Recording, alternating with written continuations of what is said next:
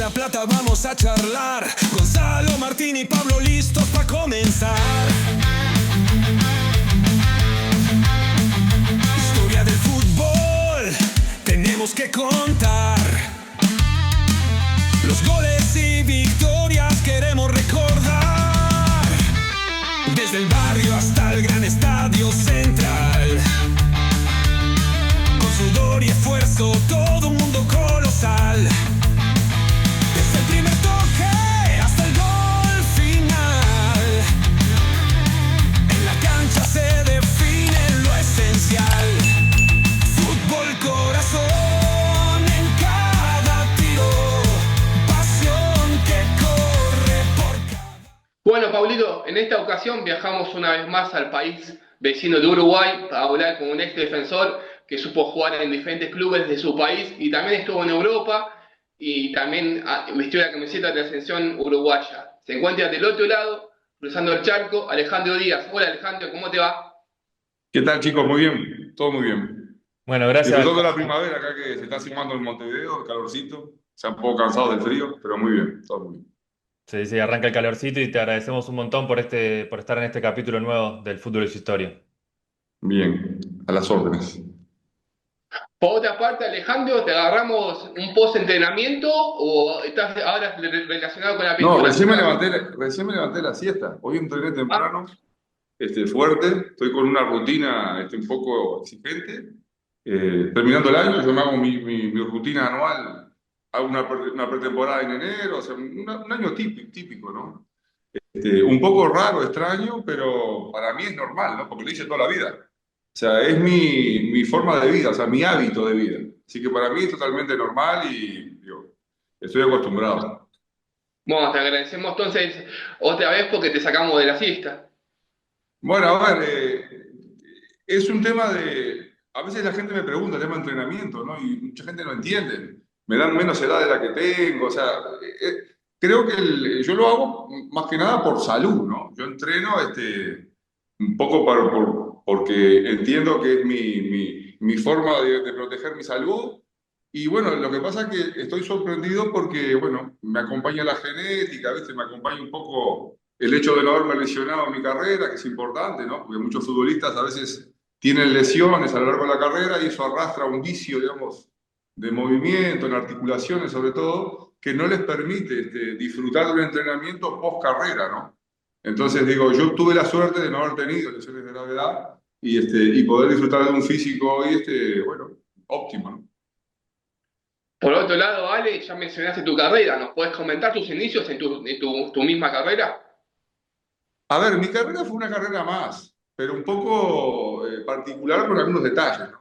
Yo soy un futbolista uruguayo que me crié en la calle, o sea, del típico potrero de barrio. Hice baby fútbol, por supuesto. Tuve la suerte de hacer las famosas cruzadas rioplatenses. En aquella época se iba mucho a Argentina. Yo fui 7 veces a Argentina, con intercambio de familias de chicos de futbolistas argentinos. Y eso fue una experiencia muy bonita porque como a nivel de escuela, digamos, de aprendizaje, me nutrió muchísimo lo que fue mi formación, ¿no? Y bueno, hice baby fútbol en 3 equipos. Primero Cádiz Real, después Maeso, después Urreta el último año, antes de iniciar las juveniles, que fue también un poco convulsa mi carrera de juveniles porque no jugué. Yo jugué mi primer partido a los 16 años, no me había desarrollado todavía, ironías de la vida, ¿no? Era muy pequeño, no me había desarrollado todavía y perdía ventaja con los otros compañeros. Tenía compañeros que estaban mucho más fuertes, mucho más ágiles que yo. Y bueno, los entrenadores optaban por siempre separarme, ¿no? Entonces, eso me ayudó también a lo que me vendría después más adelante, que serían etapas muy largas de estar sin jugar. Yo ya había tenido una preparación de estar sin jugar en juveniles.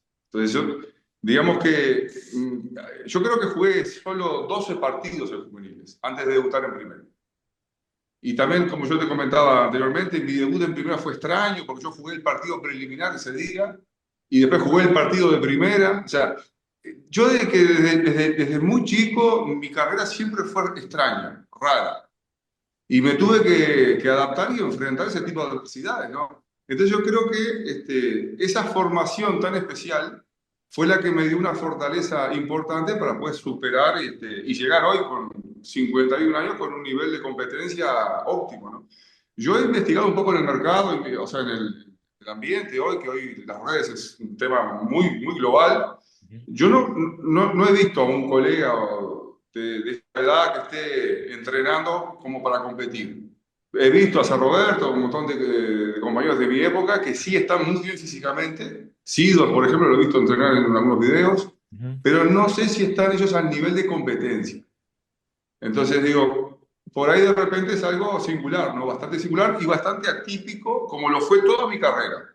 O sea, ¿Siempre arrancaste como defensor o fuiste cambiando de puesto? ¿Te fueron cambiando de sí, puesto los sí, yo entrenadores? siempre fui defensor en el baby fútbol, intenté jugar adelante, yo soy muy ansioso con la pelota, soy muy agresivo con la pelota, el típico número 5, el típico defensor uruguayo, y me costaba mantener posiciones delantera, el típico delantero de oficio, ¿no? Batistuta, Ronaldo, o sea, me costaba mucho tener esa paciencia. El Bati siempre me contaba a veces que en Italia no tocaba la pelota en 60 minutos, pero cuando la tocaba hacía el gol. Sí.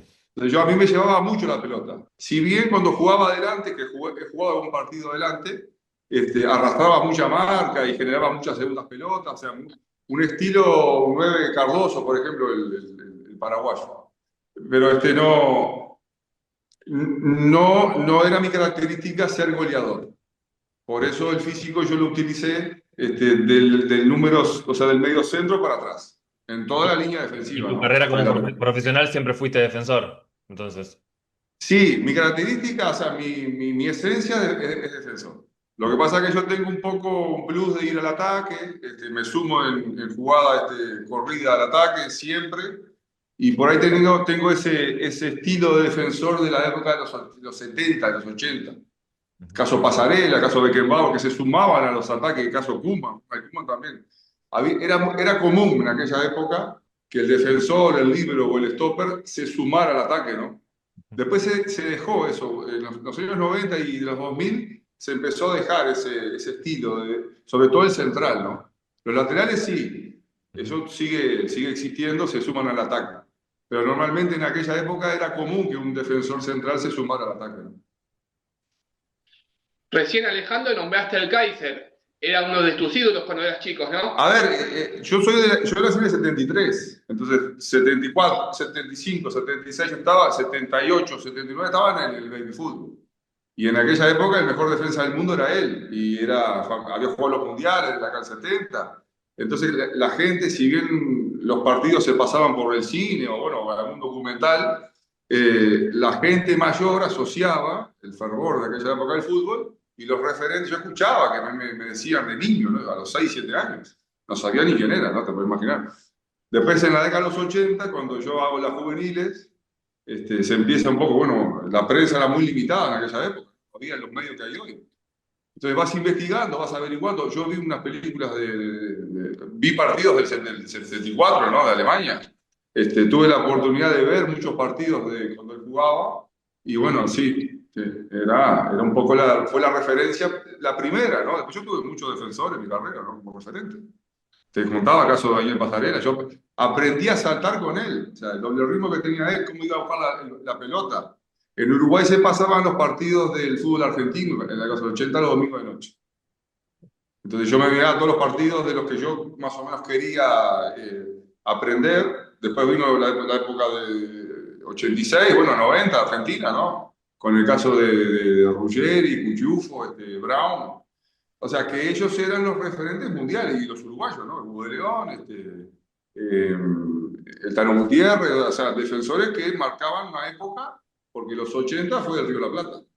Los campeones de América del ¿Cómo era mundo el eran fútbol River, uruguayo? ¿Cómo era el fútbol uruguayo en principio de los 90, donde jugaste vos? ¿Y qué característica tenía en particular tu club? ¿Y cómo recordás esos primeros pasos que diste en el profesionalismo? A ver, yo me crié en Defensor Sporting y no tuve suerte y prácticamente me dejaron libre. Ahí fui a probar suerte a Liverpool, ya grande, ya tenía casi 16 para 17. Había crecido 30 centímetros en ese año, o sea que el físico se me había despertado de una forma, hasta ni yo me conocía, la gente no me conocía en la calle. Y bueno, ahí fui a Liverpool. Liverpool en esa época era un equipo que peleaba el descenso, no es el Liverpool de hoy, ¿no? Que tiene un montón de campeonatos, una estructura sólida como club para el fútbol uruguayo, ¿no? Era un equipo, Liverpool en el 92, que básicamente tenía mucho jugador veterano, o sea, que venía de vuelta de otros equipos, era un rejuntado, digamos, y era difícil pelear un campeonato, ¿no? En aquella época. Con ese... Y bueno, me tocó debutar, como yo comentaba, en el 92, con 18 años.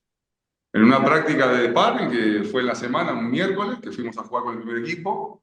Ganamos 1-0 en la práctica, y el técnico me vio y me citó para el domingo, así que sin conocerme. Y ahí debuté en primera contra Nacional en el 92, que estaba haciendo la campeonato, hizo ganó el campeonato y venía invicto. El Nacional campeón del mundo, ¿no? Todos los jugadores campeón del 88. Hugo de León, Seré, Sugar Lemos, prácticamente el núcleo de los campeones del mundo. O sea, Uruguay, yo siempre digo, y Argentina marcaron la década de los 80, ¿no? Como clubes. Sí, sí. Tanto River como Nacional, Peñarol, Independiente, o sea, ellos hoy, por ejemplo, la marcan los brasileros, en 6, 7 años que sí salen campeones los brasileros. Entonces, yo me enfrenté a jugadores que eran los top del mundo cuando debuté en primera división, ¿no? Ese día jugaba Hugo de León, que era uno de mis referentes, por ejemplo, ¿no? Ya en el final de su carrera. El fútbol era de hombres en aquella época, no era común que debutara un chico de 18 años. Hoy ya de repente la dinámica cambió, los tiempos cambiaron y es bastante común que un chico de 18 o 19 años que tenga condiciones debute en primera. Pero en aquella época no, tenías que No, ser... y transitaban por los clubes mucho más años que ahora. No, porque no había transferencias. Un Claro. jugador de élite jugaba 8 o 9 en tu posición y vos no jugabas más. Ujú. Andás a ser suplente de Bochini en el Independiente. Mm. No jugabas. O sea, yo que se te puedo nombrar 100 jugadores, ¿no? No era normal que hicieras una temporada y te fueras. No. Ahí en esas épocas los jugadores jugaban 6, 7, 8 temporadas seguidas y si vos eras bueno o muy bueno, daba igual porque andás a sacar el puesto, somos. Entonces era un fútbol muy difícil y después salto en la cancha, ¿no? No es el fair play que se juega hoy. El fútbol era más bien rugby o otro deporte. Ujú. Porque las patadas que se pegaban eran criminales, ¿no? Alejandro, te voy a hacer una pregunta que por lo general lo hace Pablo, pero recién hablaste del fair play y cómo era el fútbol antes. Me imagino que si el VAR estaba en tu época, jugadores así ásperos duraban 10 minutos. Y los partidos no terminaban. Yo miraba partidos de los 90, de la Copa Libertadores sobre todo. O sea, los partidos, se armaba lío antes de empezar el partido. Hay un Chile-Paraguay que se armó lío antes del partido, antes de empezar el partido, entre Romario y los chilenos. O sea, era había otros códigos aparte, ¿no? Estaba prohibido tirarse, era una ofensa, ¿viste? Al árbitro, al rival. Había otro tipo de código. A veces una jugada dividida que se iba fuerte, no pasaba nada, o sea, ni amarilla, porque se iba fuerte la pelota. Se sabía ir a la pelota. Ahora, el que se salía del libreto, bueno, no llegaba ni a tarjeta. Los propios futbolistas lo atendían. No, y en el caso de tu puesto, hoy, hasta con la tecnología, con el VAR, tienen que ir a marcar distinto, con los brazos atrás, otra postura para evitar Sí, ya directamente, imagino que la forma de entrenamiento ya hasta otra. sí, nosotros entrenamos, que hoy, por lo que yo tengo entendido, se entrena muy poco, entrenamos mucho trabajo táctico, ¿no? Y mucho movimiento de área, o sea, de referencias, marcas, en córner, en tiro libre. Se entrenaba mucho la parte táctica. Yo veo muchas carencias. El arquero no jugaba con los pies, ni sacaba de abajo, lo sacábamos los centrales de abajo, de área. El arquero no jugaba con los pies. Y estaba prohibido dar un pase lateral, por ejemplo, o un pase hacia atrás, estaba prohibido eso. Te sacaban, o sea, si un entrenador te veía que vos haces un pase lateral como central, o se la dabas al arquero, te sacaban, te chiflaban todo el estadio, perdón. Estaba prohibido hacer eso. Y por otro lado, Alejandro, ¿qué técnico o compañero te enseñó más dentro de la cancha? Bueno, yo tuve varios. Yo le copié y aprendí de casi todos los compañeros que tuve. Tenía capaz que esa virtud como futbolista, ¿no?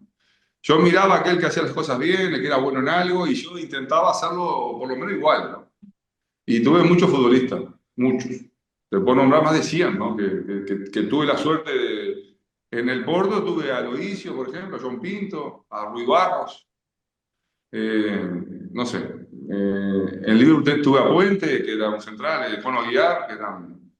Hoy esos jugadores serían de top mundial, ¿no? Por la forma de jugar y por la forma de pararse ante una cancha, ¿no? ¿Cómo se dio ese traspaso del fútbol uruguayo al portugués y por qué se dio, cómo se dio el pase al Porto?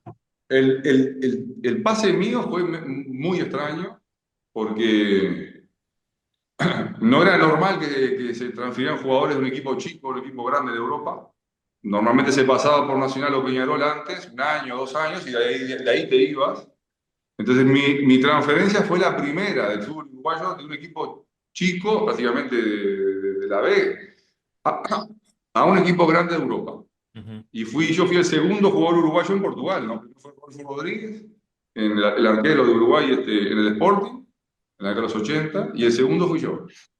Y yo no iba al Porto, yo lo comenté, a mí me habían comunicado que el equipo que me quería era el Barça. Habían llamado, yo hice una práctica de titular en la sesión de Uruguay, en un sábado, y en el calentamiento Héctor Núñez se me arrima y me lo dice, que lo habían llamado hacía 10 minutos de Barcelona, el flaco, no sé, todo indicaba que era Johan Cruyff, para pedirle referencias, de si me veía para el primer equipo, y que sí, que me veía porque yo ya tenía 4 años de primera división y aparte iba a jugar el titular en la mayor. Entonces, ahí me lo dice el entrenador de Uruguay, me lo dice. Y yo viajé al otro día. Pasaba el reconocimiento médico con el Barça y seguía de la gira con Uruguay por Asia. Luego volví a hacer la pretemporada. En ese momento había arreglado Bobby Robson y Mourinho en el Barça. Hacía una semana. Entonces no sé qué pasó. Hubo un problema ahí con el tema de la ficha y terminé firmando por el Porto 4 años. Y ese mismo día que yo firmo por el Porto, firma Fernando Couto, que venía del Parma, en Italia, un portugués, que ya había jugado en el Porto, o sea, era uno de los capitanes de la selección de Portugal, un central espectacular, rapidísimo, el estilo Iván Córdoba, o sea, no era muy alto, pero era muy ágil, o sea, Macherano, Medel, o sea, de esos centrales rapidísimos con mucho oficio, que jugó con Loren Branque en el Barça campeón, ¿no? Del 96, cuando firmó Ronaldo Nazario. ¿Se acuerdan? El Barça, aquel Sí, sí. de Robson. Bueno, Sí. entonces, ese era el momento de los equipos en Europa que habían 25 o 26 titulares, ¿no? En aquella época, todos los equipos de Europa, los grandes de Europa, tenían planteles de 25 titulares. Jugaba cualquiera, ¿eh? ¿Qué diferencia notaste de entrenamiento Total, total. total? El día y la noche. Nosotros hacíamos mucho fondo en Uruguay, mucha arena, corridas de 10 kilómetros, de 15 kilómetros, todo fondo. O sea, eso te deja el cuerpo lento, te deja el cuerpo... En Europa no se hacía nada de eso. Se hacía todo explosión, todo fuerza, todo biometría, todo trabajo con pelota en situación de juego. O sea, totalmente diferente, mucho más Mucho más trabajo organizado. mucho más trabajo con pelota en Europa que en Uruguay. Sí, sí. En Más Uruguay parecido, se más parecido a los trabajaba mucho entrenamientos física. actuales, digamos. Eh, ¿Cómo? Mucho más parecido a los entrenamientos actuales, que son más con pelota, y la década del 90 un El poco más entrenamiento físico. fue cambiando así los últimos 30 años, fue modificando y se fue volcando a lo específico. Y se sigue estudiando, ¿no? Todavía no hay nada, no hay un librito, no hay una varita para esto. Ujú. Yo lo que creo que el secreto del entrenamiento es no entrenar. Que a veces es medio raro y suena... Es no entrenar cuando no hay que entrenar. O sea, después del entrenamiento intenso, fuerte, primo partido, hay que descansar. Ujú. O 2 días. Hay que parar 48 horas. Hay que comer bien, esperar que el cuerpo recupere y renueve todo lo bioquímico y a partir de ahí volver. Porque los grandes errores que se hacían antes es que se entrenaba encima de la fatiga. O sea, rompían fibra, Nosotros estábamos rotos a veces de fibra y que no sabíamos, seguíamos jugando. Calentábamos y jugábamos el partido igual. Claro, reinviabas, ¿no? Porque no podías sprintar, pero jugabas lesionado porque no sabías que estabas lesionado. Claro. Y hoy Lo que pasa que también, otra cosa que no pasaba antes, que se juegan 70, 80 partidos por año. Antes se jugaban 35, 40, se juega el doble hoy. Entonces no hay, a veces esa recuperación entre entrenamiento y entrenamiento, de partido y partido, que carga el jugador de más. Y el jugador que no se cuida está liquidado hoy, ¿no? Antes, si no te cuidabas, pues jugabas, no pasaba nada. Sí, no. Pero hoy, si no te cuidas al 100%, no competís. Alejandro, siguiendo con tu estadía por Portugal, ¿fuiste solo a Europa? ¿Cómo era el día a día ahí? El día a día era complejo. En los equipos de élite no tiene nada que ver con el equipo chico. Hay muchos intereses en juego, el equipo juega Champions, juega el campeonato nacional, hay 25 internacionales, todos tienen que jugar porque si no, se genera una presión y una competencia interna insana. No es para nada sano la élite. Entonces eso genera bueno, una presión que muchos futbolistas no la saben manejar, ¿no? A mí en lo personal me tocó llegar y no jugar. Yo venía de una dinámica infernal de capitán de Liverpool, titular de la selección mayor, y a no jugar, en seco. Jugué los 6 partidos de pretemporada de titular contra equipos de primer nivel. El último partido lo jugué contra La Coruña, marcando a Rivaldo, su primer partido en Europa. Y bueno, ganamos el partido. El Superdepo, lo que había quedado del Superdepo, Mauro Silva, Donato, Rivaldo, Naivet, todos jugadores de élite, ¿no? Entonces, ese fue mi último partido como amistoso y luego no jugué más. Ese partido yo anduve bien, había gente del Real Madrid mirando el partido, y bueno, se despertó el interés en ese partido en Coruña, que fue mi único partido en España que yo jugué a nivel, llamale élite, Porto La Coruña. El Depor, repito, en la época del Super Depor. Sí, sí, sí. Entonces, después no jugué más. No entraba ni en las convocatorias. Entonces, ¿qué hacía yo? Yo entrenaba el doble y hacía ritmo de partido en la semana de noche. Yo me iba al parque de mi casa, cerca de Oporto, y hacía un ritmo de partido. Como si fuese un movimiento, digamos, de gran esfuerzo. Entonces la gente, los entrenadores no entendían por qué yo estaba mejor físicamente que los titulares. Porque el segundo año, las pruebas físicas, yo con Sergio Conceição, que fue entrenador del Milan, fuimos los mejores registros físicos del plantel. Un jugador que no juega en todo el año es el mejor físicamente, hay algo raro ahí. Claro. No existe lo raro. Yo entrenaba, lo que pasa. Yo entrenaba en el club y después entrenaba hacía los ritmos de partido en el parque. Nadie me diga, ¿no? Por supuesto. Yo había aprendido con un preparador físico el tema de entrenar solo. Hace muchos años, cuando yo era joven, que él decía que el físico era ciego. Él no sabía dónde estaba corriendo, si en un estadio, si en la cancha, si en la playa. Si uno entrenaba y hacía los movimientos de partido, se podía mantener el físico. Entonces yo utilicé esa teoría, que fue una práctica, ¿no? Intentaba simular lo que era el esfuerzo de un partido, en 90 minutos, ¿no? Alejandro, ¿cómo influyó lo mental? Porque si no tenías continuidad en el Porto, ¿cómo hacías para no perder la calma? A ver, yo llegué muy preparado a Primera División, ¿eh? Yo en mis juveniles no jugué, a mí me dejaron afuera del Mundial de Australia cuando era titular de Uruguay. Liverpool me deja libre al otro día de quedarse afectada la selección te preparas para jugar un mundial, te dejan abajo del avión el día que vas a viajar siendo titular, ¿no? Y al otro día tu equipo te deja libre.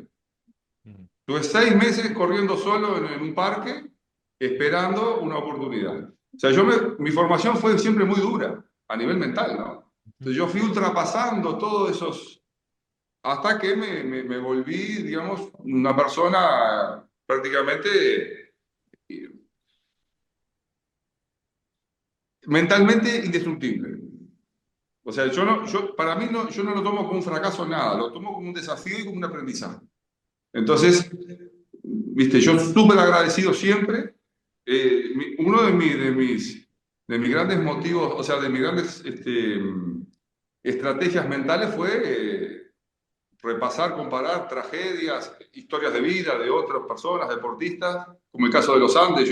Nosotros en Uruguay, sabes que tenemos mucho, yo soy de la década del 70, el tema de los chicos que cayeron en los Andes. Ujú. Entonces, todo ese tipo de historias yo siempre las fui analizando y desmenuzando y tomándolas como referencia, ¿no? Claro. A nivel mental y a nivel humano. Y eso fue lo que a mí me ayudó en momentos de muchísimo bajón, crisis para cualquier deportista. Y bueno, y después salir a entrenar, ¿no? No hay otra receta.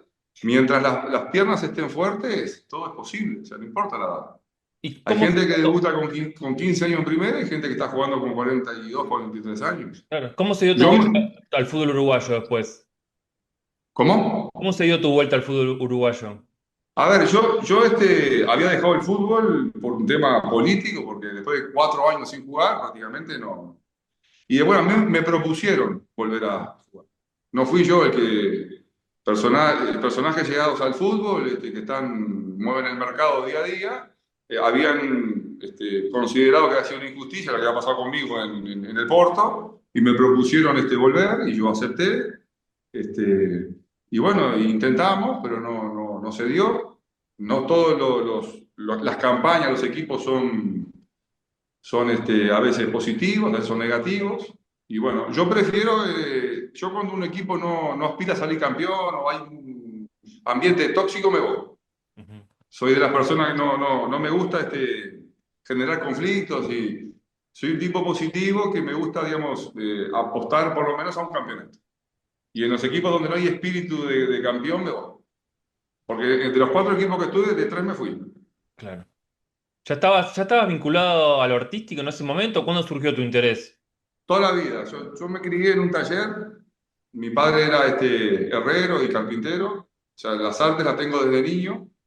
Yo lo ayudaba en su... Después hice arquitectura también en su momento, en secundaria. O sea, siempre las artes estuvieron en mi vida. Lo que pasa es que a mí me despierta las artes plásticas justamente en momentos de crisis profunda, ¿no? A nivel profesional.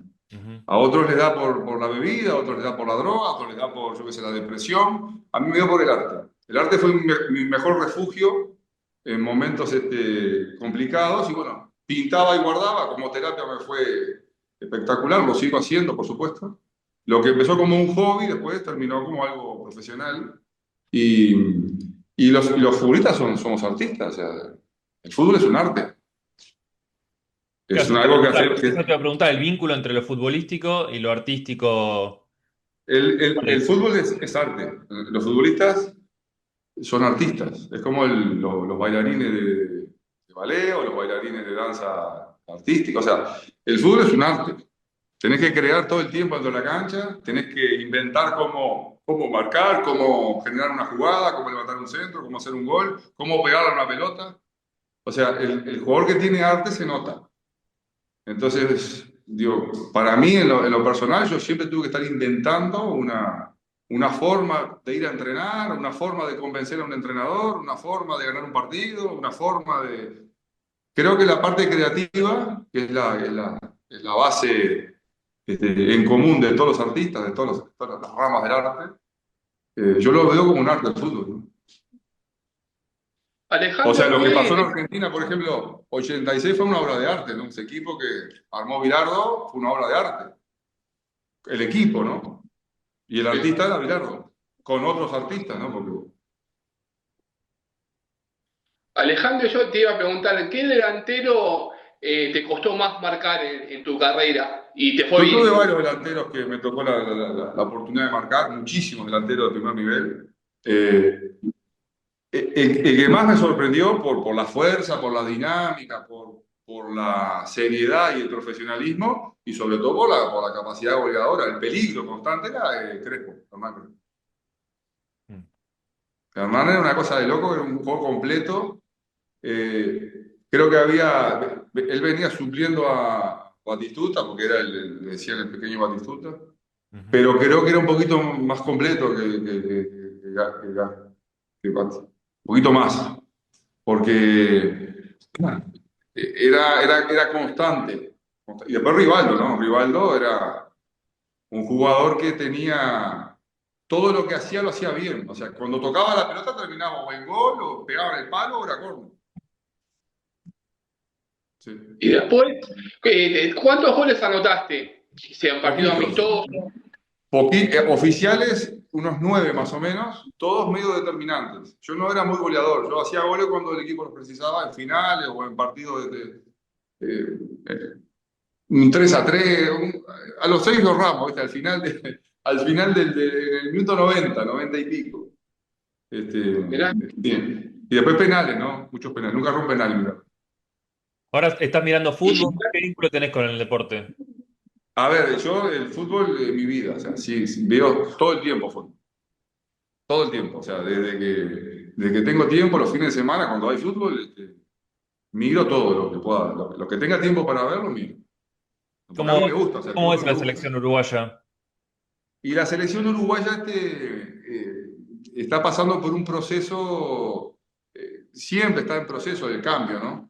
Eh, Hay un tema generacional que los chicos que tienen que cumplir la performance que dejaron la generación de Sudáfrica, ¿no? Ujú. Entonces, la vara está muy alta porque el grupo de Sudáfrica dejó la vara muy alta, dejó a Uruguay cuarto después de 30 y casi 40 años que Uruguay no tenía una participación internacional relevante. Y bueno, nosotros tenemos un problema político interno siempre con el entrenador, con las opiniones, el periodismo, los jugadores que juegan en el exterior, los jugadores locales. Si Uruguay logra vencer como lo logró Tavares, que logró equilibrar alinear todas esas energías, Uruguay siempre es candidato, ¿no? A mí me gusta mucho Bielsa, muchísimo. Para mí es un entrenador diferente y son los entrenadores que se necesitan en el fútbol uruguayo para poder justamente despertar esas cosas que el fútbol uruguayo tiene dormidas. Porque nosotros nunca fuimos Argentina ni Brasil, o sea, Uruguay siempre fue garra y corazón y esfuerzo y esfuerzo, y hoy con el esfuerzo no alcanza.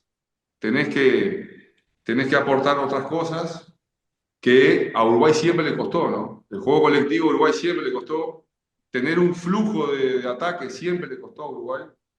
Lo nuestro siempre fue muy intermitente, mucha pelota quieta, mucho resultado al final del partido, en los últimos minutos. Uruguay le costó. Eh, yo creo que también estamos viviendo un proceso de recambio de futbolistas con otro tipo de características, ¿no? Los futbolistas jóvenes hoy están priorizando de repente otras cosas, se está perdiendo mucho el arte del fútbol, aquel juego que proponía, que gambeteaba, que generaba una jugada o la emoción del partido. O sea, antes los partidos eran un poco más entretenidos, era más lento el fútbol, pero era más entretenido, era más disputado. O sea, hoy es más rápido el fútbol, es más físico, pero está careciendo de calidad, me parece. A todo nivel, ¿no? En todas las líneas. Y después también la condicionante de que juega el arquero con los pies, que se arriesga mucho en las zonas de atrás. Creo que eso se estira demasiado las líneas, los bloques. Al jugar tan atrás o salir jugando, hace que los equipos se estiren, se generan muchos espacios. O sea, como que el fútbol se descontrola más hoy. Uruguay, por ejemplo, eso nunca lo hizo. Nunca se salió jugando de atrás, ni nunca se hicieron 10 toques seguidos. Y hoy se está intentando, porque es lo que hay, lo hay que hacer. Y a algunos chicos les cuesta, a otros no, pero es un gran desafío. Jugar bien, Uruguay tiene como obligación, si se quiere meter en la pelea nuevamente y ganar un campeonato, ¿no? Importante. Que ya nos está costando, a nivel de clubes nos cuesta muchísimo, del 88 que no ganamos nada. Y a nivel de selección, lo último fue la Copa América en Argentina, pero los años pasan y se van. Y ahora hay que aprovechar lo de la Sub-20 y lo del Campeonato de Argentina, que el Río de la Plata está marcando tendencia, y hay que seguir aprovechando esa línea, ¿no? Porque el fútbol es competencia pura y dura, y nosotros fuimos siempre referentes a nivel de la historia del fútbol, el Río de la Plata, ¿no? Gonza, por La mi última parte, agradecido con Alejandro y vos si querés la última pregunta o cerrar. Sí, a mí me gustaría saber, Alejandro, qué partido o cuáles partidos te quedaron marcados en tu vida? Yo tengo dos partidos que me marcaron. Uno con Argentina en Maldonado, que yo me tocó hacer el último gol, que era la definición por penales, porque ese partido éramos jóvenes, sub-23, pero estaban todos los jugadores que después estuvieron en la élite del fútbol, y creo que fue mi mejor partido a nivel de mi carrera, ¿no? Y después un partido con Nacional Liverpool, que yo empecé jugando de número 5, después pasé de central y jugué de lateral y hice el cuarto gol en la hora y lo gané pasada la hora el partido. Así que esos son lo poco que pude jugar, porque yo jugué muy poco en mi carrera. O sea, yo hasta los 23 años jugué prácticamente 60 partidos. Después, en 30 años, habré jugado 15 partidos. Entonces es muy difícil porque fueron muy pocos los partidos. Bueno, por mi lado, Pablito, ya estoy hecho. Estoy impecable con la charla que estuvimos con Alejandro. ¿Vos querés ir La verdad cerrando? que más que interesante la charla de la diferencia entre el fútbol de los 90, los 2000, la actualidad, tu trayectoria, el vínculo entre el arte y el fútbol. La verdad, te agradecemos muchísimo por este rato que tuviste con nosotros. A ver, chicos, para mí es un placer hablar de fútbol. Sobre todo, los que tuvimos la oportunidad de jugar al fútbol en el formato anterior y bueno, disfrutar del fútbol de hoy, ¿no? Así que bueno, Bueno, un placer. muchísimas gracias.